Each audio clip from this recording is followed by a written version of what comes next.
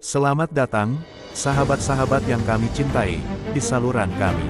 Pada kesempatan kali ini, kita akan menjelajahi pertempuran Badar, salah satu peristiwa epik dalam sejarah Islam. Mari kita terbang melintasi waktu dan ruang, menuju tahun 2 Hijriah, di mana hanya 314 pasukan kaum muslim yang berani menghadapi lebih dari 1.000 orang Quraisy dari Mekah. Dalam pertempuran ini, keberanian dan ketabahan mereka menginspirasi generasi setelahnya. Perang Badar terjadi pada 17 Ramadan tahun kedua Hijriah. Pertempuran ini disebut terbesar yang pertama dalam sejarah Islam. Kala itu, jumlah pasukan kaum muslimin dan kafir Quraisy tidak seimbang.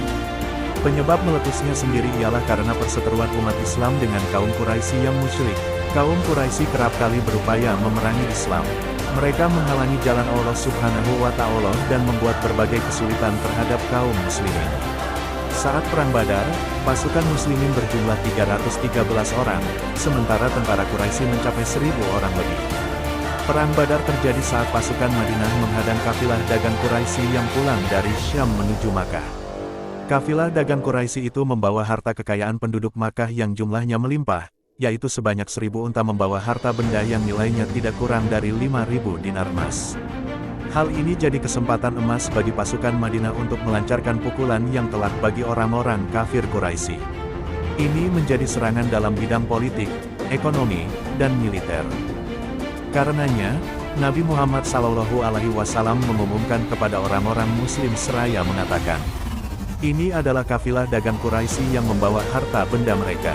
Hadanglah kafilah itu, semoga Allah Subhanahu wa Ta'ala memberikan barang rampasan itu kepada kalian."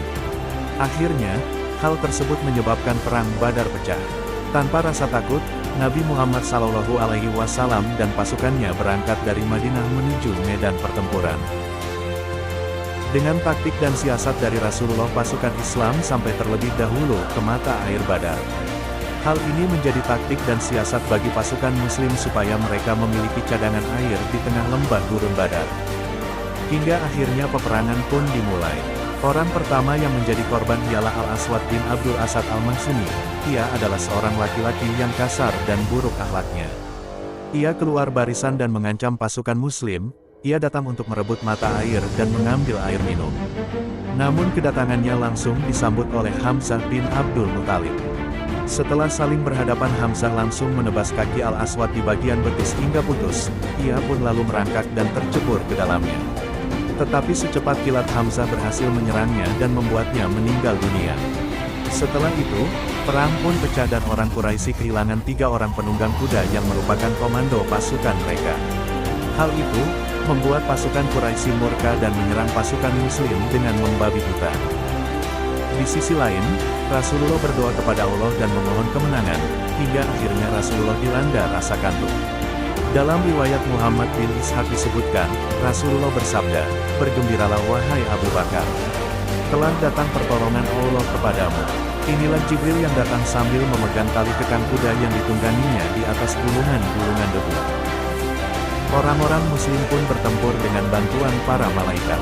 Disebutkan dalam riwayat Ibnu Sa'd dari Ikrimah, dia berkata, "Pada saat itu ada kepala orang musyrik yang terkulai, tanpa diketahui siapa yang telah membabatnya. Ada pula tangan yang putus, tanpa diketahui siapa yang membabatnya." Hingga akhirnya pasukan muslim pun menang dan orang Quraisy mundur dari pertempuran. Saking pentingnya Perang Badar, Allah bahkan menamai hari berlangsungnya pertempuran itu dengan Yaum Al-Furqan. Maknanya sendiri ialah hari perbedaan. Kala itu, Allah ingin membedakan antara yang hak dan batil. Peperangan hebat itu berlangsung selama 2 jam. Pasukan muslim berhasil menghancurkan garis pertahanan tentara Quraisy yang menyebabkan mereka mundur secara berurutan. Meski berperang dalam kondisi lapar dan haus dengan jumlah pasukan yang jauh lebih sedikit, umat Islam berhasil memenangkan peperangan. Peperangan ini menjadi bukti bahwa keberadaan agama Islam mengalami berbagai rintangan dan halangan, tetapi berkat ridho dari Allah, Islam berhasil menjadi salah satu agama terbesar di dunia sekarang ini. Pihak Quraisy mengalami kekalahan dengan terbunuhnya 70 orang. Di antara korban tersebut terdapat para pembesar Quraisy, seperti Abu Jahal. Terdapat pula 70 orang lainnya yang menjadi tawanan perang. Rasulullah kemudian memerintahkan pasukannya untuk mengubur seluruh prajurit yang gugur. Setelah selesai dikuburkan, pasukan Muslim kemudian kembali ke Madinah. Beberapa sahabat memberi saran tentang tawanan perang yang dibawa pasukan Muslim.